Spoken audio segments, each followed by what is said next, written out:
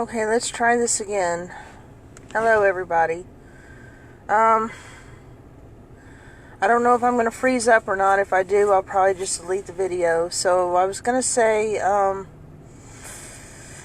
that I really wasn't feeling that great this weekend, but I'm doing better. I'm back to work. I really didn't even want to go into work today because I was still tired and stuff, but anyway, one of the things that I kind of ran into earlier today is one of the frustrations I deal with, and unfortunately, it's not something I can really help. So, I have a little bit of something called face blindness, and it's not that bad most of the time, but it can be bad. So, for example, if I'm, some people, like, if they turn on the TV and, like, the president's on TV, they can't tell who it is and they don't know who's talking. Or they might recognize the voice but not really recognize the face. Or some people might see, like, oh gosh, who even is a celebrity now? But they might see, like, a really popular celebrity and, like, I don't know, Robin Williams or, something like that, and they wouldn't be able to tell who he was. Now, I don't have it that bad.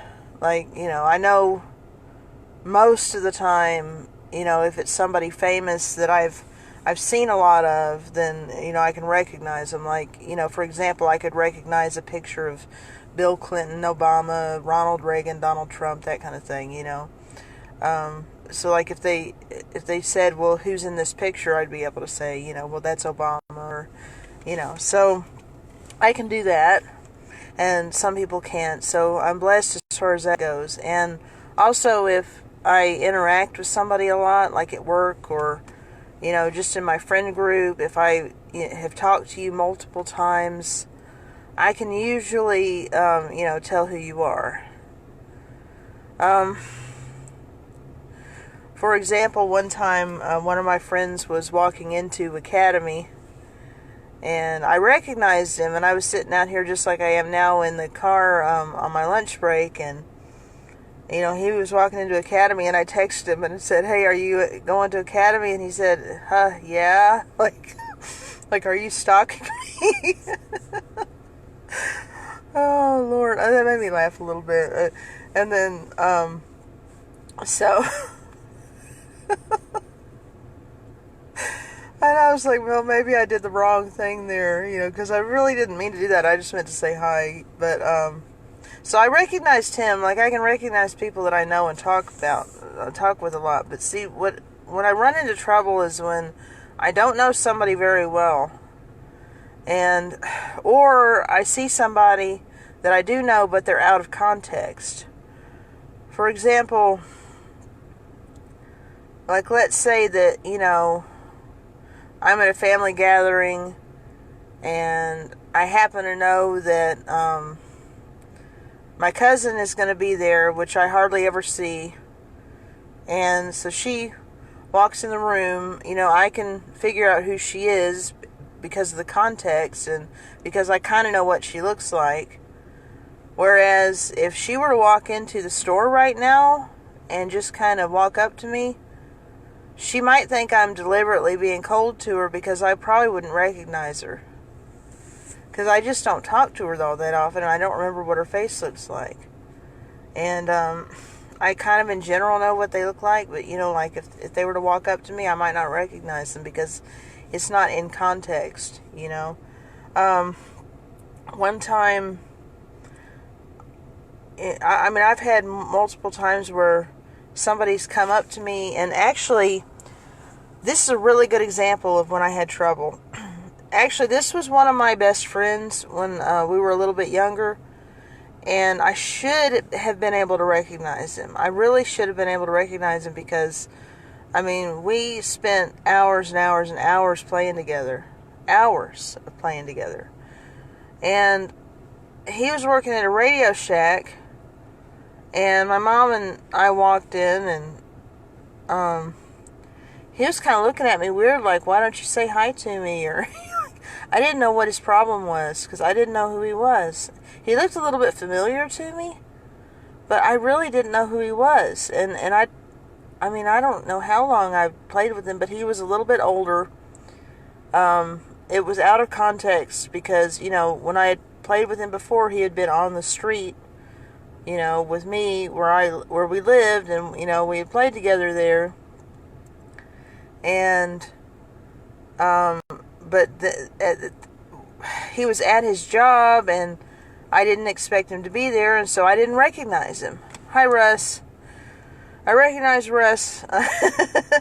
No, but, so this particular guy that I was, friends with when I was, younger and stuff, I was just saying that, when I saw him working at a store, I didn't recognize his face, and it was because it was out of context.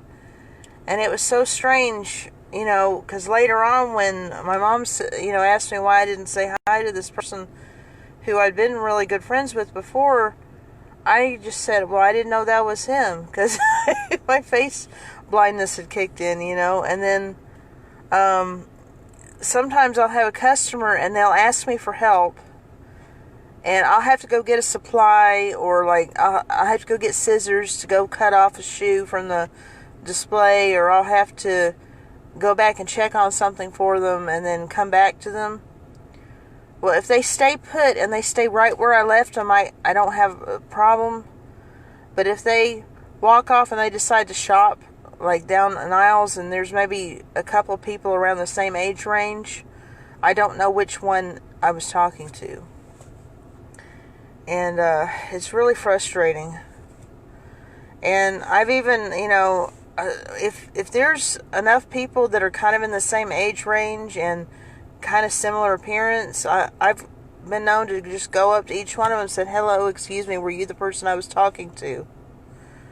And they'll be like, no. I'll be like, okay. And then, I'll go to the next person, hi, were you the person I was talking to? No. like okay. And then the person I was talking to, sometimes they'll overhear it and they'll give me the weirdest expression, like, are you just a stupid dumbass, because they don't understand face blindness, and so one of the things I was also saying earlier in the video is that I'm good at recognizing people that I interact with a lot, or people that I'm people that I know. I can usually tell who they are. Or celebrities and stuff, I can usually, if I know the celebrity, I don't know every celebrity, guys, so don't, expect me to know everybody, but if it's one of the presidents or something like that, or somebody I should recognize, I can say, yeah, I recognize this person as that, or, I don't have any trouble telling characters apart in a TV show or movie unless they're just so similar to each other that I really can't. I think there were a couple of Walking Dead characters I kept getting mixed up with each other because they looked really similar and they had really similar story arcs and personalities. I think it was, oh gosh, who was it? I think it was Tara and Rosita. I kept getting those two mixed up. But then I felt better about that because there was somebody who wrote an article and they also got them mixed up. When they were doing a review of an episode, they called them by the wrong name, and I'm thinking, well, maybe that's, maybe it's just me that, maybe it's not just me that gets those two mixed up, or, and there used to be these two girls in junior high. I think they were either sisters or they were friends or something, and they always looked just like each other. They had the same body type, the same hair, the same skin tone, and everything. And they almost looked like twins, and I could not tell one from the other at all. And people hate it when you call them by the wrong name, and they get all offended, and they act like, And I think that's also hard for me, and, because if you call somebody by the wrong name, they forget it, or they get offended that you don't remember their name, and all this stuff, So, I'm a little bit better about remembering names than I used to be. People used to tell me their names, and I'd immediately forget it. And sometimes that still happens, especially at work. Like people, because I have a little bit of an auditory processing issue too.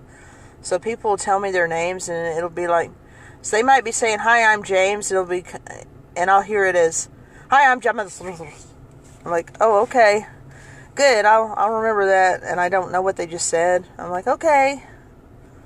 And I'm thinking, "Okay, I'll have to remember what it was." You know, that's bad. But and sometimes I can remember it really well. Like sometimes I don't have any problems. So it's really frustrating. And hi Heather. So yeah, that's another thing I have trouble with. And I think the other part I have trouble with is like accents and things. So there was this one person, and she wanted to know where the raisins were, and because I worked at a Walmart neighborhood market, and she came up to me when I was a cashier, and she wanted to know where the raisins were, but she didn't know how to ask it in English the right way, so she says, "Where do racing?" And I'm thinking, okay, she's asking, where do I do the racing, right?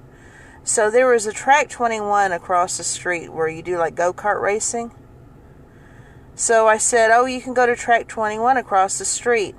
And she got all like angry and confused, and she says, "Where do racing?" I said, "Track 21 is across the street." And she started getting madder and madder and madder. And so I called the manager and I said, "Look, I do not understand what she's trying to ask me. She's getting mad at me, and I don't know what to do." And they said, Okay, Wendy. So then she says, "Where do racing?" And they said, "Oh, okay, the raisins are down here, ma'am." And the manager came back and said, "She just wanted to know where the raisins were." And I said, "Well, that's not what she said. She said, where do racing?" You know? She didn't say where are the raisins. She said, "Where do racing?" Like, what the... And the fact that there was a racing place across the street, how am I supposed to know what she's saying? And then she came back and she had a bad attitude with me, and she was like, "You come my country, you no speak either." And I'm like, "Oh my God, lady." And, and I was just thinking, well, you come my country and you speak better and I'll understand you. I'm not trying to be racist there, but that was really, really frustrating for me. And I think people don't expect me to have a disability because I don't really sound autistic. So, or stereotypically autistic, I guess you would say. Like, there's usually, I'm not even going to try to do it because I don't want to sound like I'm mocking people, but there's usually like a really stereotypical cadence that people use when they have autism. And like it's almost universal, but not everybody has it. And so I did a little bit more when I was younger, and it's more of like a measured tone where you say kind of each word, and there's a little bit of a space between the words and stuff. I don't know how to explain it better than that, but there's just kind of this measured way of saying things, and it kind of you can kind of tell if somebody has that cadence to their voice and that they're autistic. I hear it a lot in the Brony community. I hear it a lot in the Brony community. I can pick it out really fast. And most of them probably have no idea they even are autistic because it's so underdiagnosed. But I notice that a lot, like when I go to conventions and stuff. There's I'd say at least half of the people have that cadence to their voice. So, but I don't most of the time. So people don't expect it, and I don't have any facial features too much that would indicate any kind of difference. Like I have a little bit of the brow ridge thing going on, because a lot of autistic people have like a prominent brow ridge. I got a little bit of that going on, but I don't really look too much different than a neurotypical person would, so you can't really tell. And most of the time my communication skills are pretty good because I've worked on them really hard, to mask things. So what ends up happening is they don't understand that I have a disability, so they end up getting angry with me, Whereas I have a coworker, and he works at the front end, and I forget his name right now. But he has a little bit of that look more than I do, and like you can kind of tell in his face and stuff. And plus he has the stereotypical cadence. And so when he's a little bit awkward or a little bit, I don't even know how to explain it, like just a little bit different than, what you would expect somebody neurotypical to act like, people cut him some slack. They give him patience. They don't expect him to be 100% on the money all the time. Whereas with me, since I don't, stereotypically look or sound autistic, they just expect me to function 100% normal all the time, which is really, that's not even fair to neurotypical people, but that's not even fair to them. I mean, even a neurotypical person is not going to remember somebody's face all the time. They're not going to hear the way people say things right all the time. So, you add in the fact that I have a little bit of extra difficulty with those things, and it just makes it, frustrating. And it's not debilitating. Like I said, the auditory processing thing, it's not that bad. But when it hits, it can be really inconvenient. I think the worst thing is when somebody tells me their name for the first time and I'm not used to hearing the name, and so it kind of scrambles. And I have to hear somebody's name, several times before I usually can remember it. Unless it's something like really unusual, like if somebody came up and said, "Hi, my name is Snuffleup," I guess I'd probably be like, "Oh, okay, I'll remember that one," But, but if somebody just says what their name is and it's just some run-of-the-mill name, I probably won't remember until I hear it several times. Let me see. Heather says, "You are just a highly functioning autistic person, which means people don't understand that you are, which is all about people making judgments without all the info. So, hey, just want to assume you are..." Hold on. "Somehow doing certain things on purpose. People expect autistic people to be like they were in the movies and TV, where there was, so what extreme." Yeah, you're right, Heather. And I think a lot of the frustrating things about this is that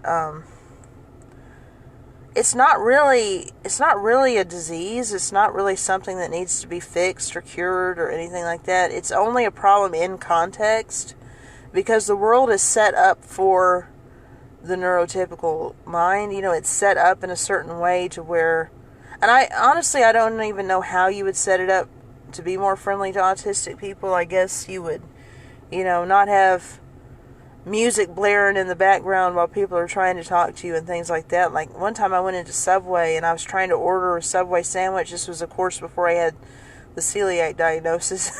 But they had the radio blasting so loud that I could not hear what the people were telling me.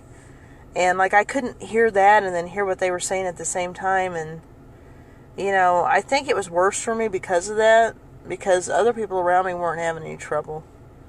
So, and I don't think I have real hearing loss. I mean, maybe a little bit.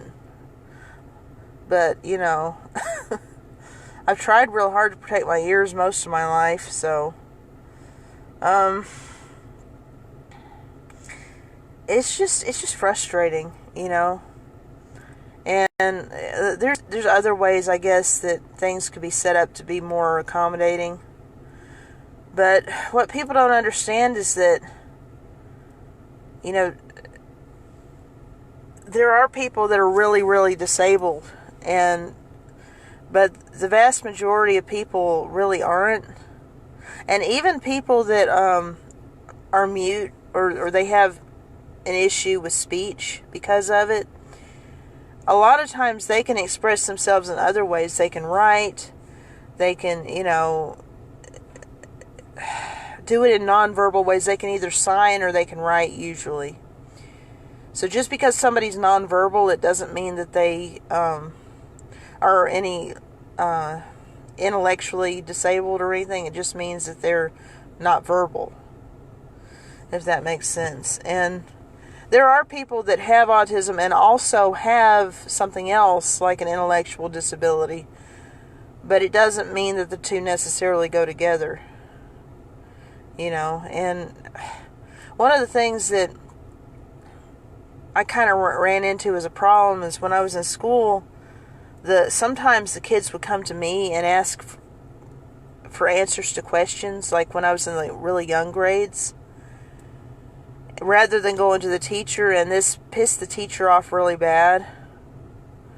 And she got upset because they were coming to me to ask how to spell things or coming to me to ask questions, and she was a teacher and she didn't like that because, so of course she took it out on me.